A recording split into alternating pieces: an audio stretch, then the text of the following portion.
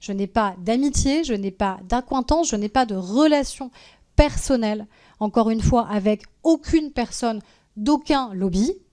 Aucune personne d'aucun lobby. Donc je ne peux pas être plus clair que ce que j'ai déjà dit sous serment. Donc je le répète sous serment, je n'ai pas de lien personnel, intime ou amical avec Madame Elsa Hervy.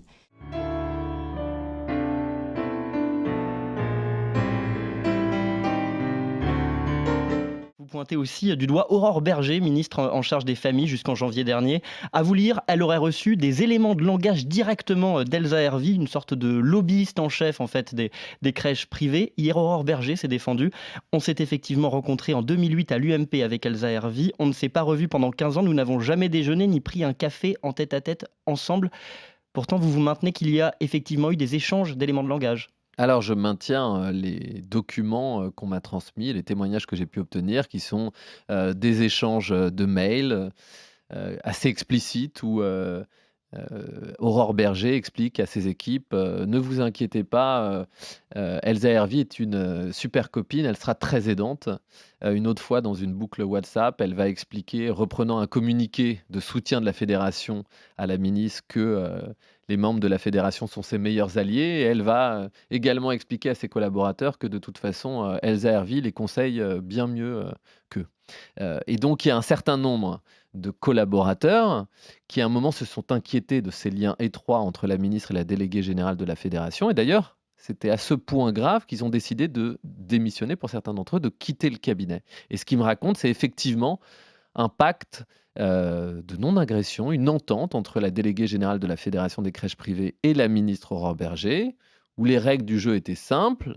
On demandait aux adhérents de la fédération de ne surtout pas critiquer la politique gouvernementale de la petite enfance, alors même qu'ils avaient beaucoup de critiques à émettre. Et en contrepartie, la ministre faisait preuve d'une certaine bienveillance et faisait passer des messages. Et c'est ce qui s'est passé. Ils ont fait passer une note avec des éléments de langage qui ont été retranscrits presque mot pour mot, d'ailleurs, dans une interview à BFM. Vous parlez de la gueule du loup, justement. Ce sont ces crèches privées qui appartiennent pour la plupart au groupe People and Baby. Qu'est-ce qui s'y passe dans ces crèches? Vous parlez des coûts, des marques de griffure. Comment ils sont traités certains enfants?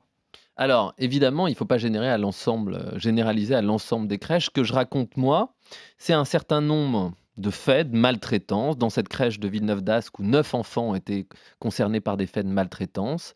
Ça peut aller de l'humiliation à des punitions où des enfants en très bas âge, à 1 an, sont enfermés dans une pièce, dans le noir, sans tétine et sans doudou. Des enfants qui parfois aussi sont privés de nourriture et des enfants qui sont victimes de coups. Certains ont été constatés d'ailleurs par médecin. C'est ce qui a un des incidents les plus dramatiques dans cette crèche de Villeneuve-d'Ascq. Et puis il y a eu des drames encore plus graves. C'est le cas en juin 2022 dans une crèche du groupe People and Baby à Lyon, où un enfant a été empoisonné et mort d'une intoxication, un nourrisson de 11 mois.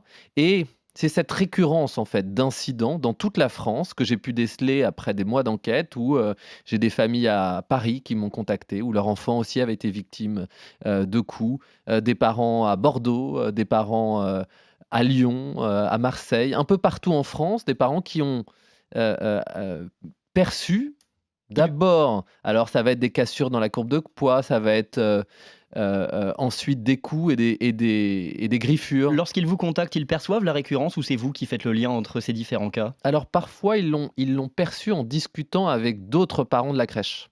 C'est-à-dire qu'il y a une maman, Zora, dont je parle dans le livre, à Villeneuve-d'Ascq. Oui. Elle se rend compte elle regarde un moment le carnet de santé de son enfant et elle voit qu'il y a une cassure de poids, de la courbe de poids. C'est-à-dire que peu de temps après l'arrivée à la crèche, la courbe de poids s'est effondrée et au moment où elle l'a sortie, c'est remonté. Donc c'était intimement lié au fonctionnement de cette crèche. Et puis en parlant avec une autre maman, lorsqu'elle découvre les faits de maltraitance, elle regarde à leur tour l'autre carnet de santé, et puis il y a la même cassure de poids de la courbe. Et ça va être pareil dans une crèche à Paris. Il y a parfois des parents qui, à un moment, quand ils commencent à avoir des doutes, discutent et se rendent compte qu'il y a des similitudes. Bon, moi, je l'ai fait à plus grande échelle parce que je l'ai fait dans toute la France et j'ai pu voir qu'il y avait une récurrence de ces incidents, notamment chez cet opérateur privé. Et puis, très vite, mon travail d'enquêteur, c'est quoi? C'est de sortir du terrain. c'est de m'appuyer sur ces faits, sur ces incidents, sur ces témoignages, et d'aller voir les salariés du siège, le directeur financier, le DRH, le directeur des achats ou du développement, et de voir comment les pratiques du siège, justement, créent C'est ce que vous dites, ces il y a des incidents. brebis galeuses sur le terrain, mais il y a un système qui permet à ces brebis galeuses qui soit les force à agir aussi mal qu'elles agissent, ou alors leur permet, ne les punit pas lorsque cela advient.